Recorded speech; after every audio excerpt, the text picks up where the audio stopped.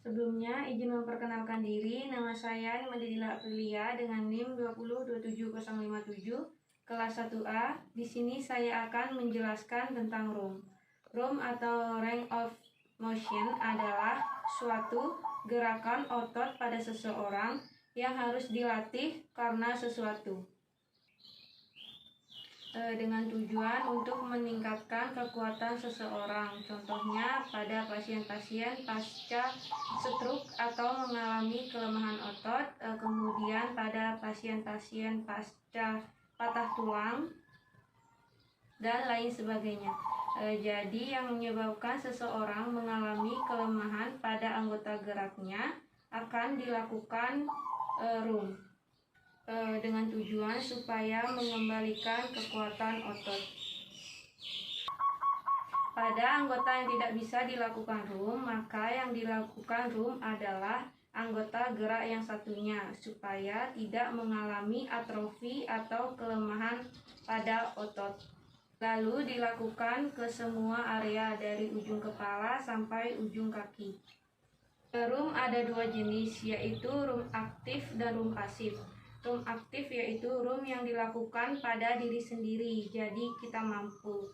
Sedangkan yang ROM pasif yaitu ROM yang dilakukan pada orang lain, misalnya pada pasien yang tidak mampu, sehingga akan dilakukan ROM pasif.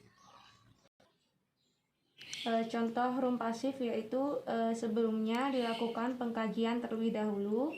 Kita kaji apakah pasiennya, lihat catatan perkembangannya, perlu dilakukan ROM atau tidak, kemudian ada kontraindikasi atau tidak, misalnya tangan sebelah patah berarti tidak kita lakukan ROM, kemudian di mana area kelemahannya atau lain sebagainya.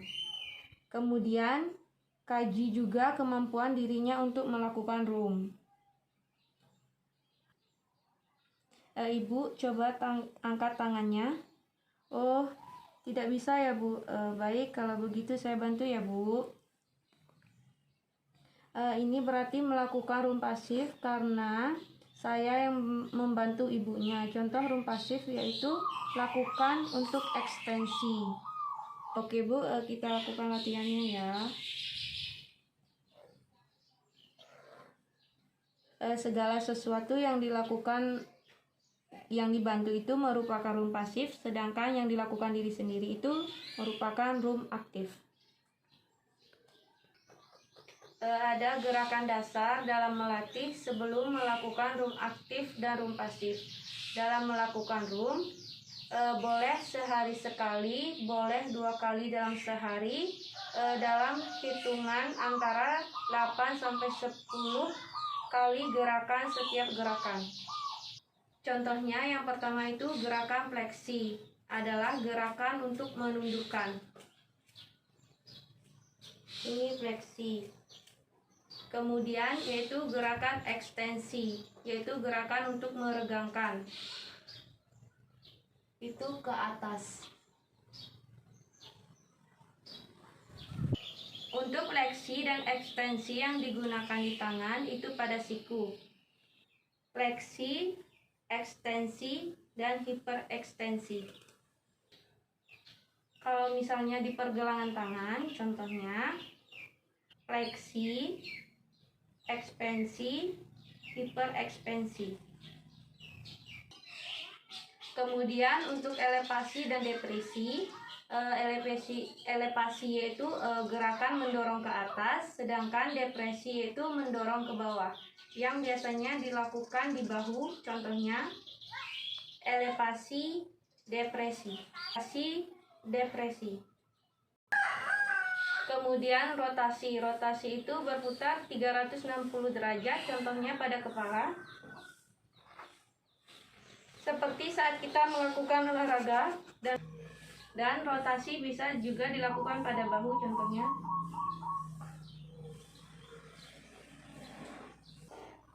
Kemudian yaitu abduksi dan aduksi.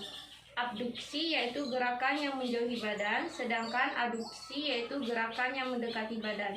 Contohnya aduksi, abduksi. aduksi, abduksi. Gerakan abduksi dan aduksi boleh dilakukan dengan tangan maupun kaki. Kemudian yaitu pronasi dan supinasi. Supinasi yaitu seperti gerakan posisi, jadi tangannya terbuka. Ini supinasi, pronasi, laterasi. Supinasi, pronasi, laterasi. Yang selanjutnya ada sirkumduksi. Sirkumduksi yaitu sama seperti rotasi, tapi dia berputar 180. Contohnya, ini namanya sirkumduksi.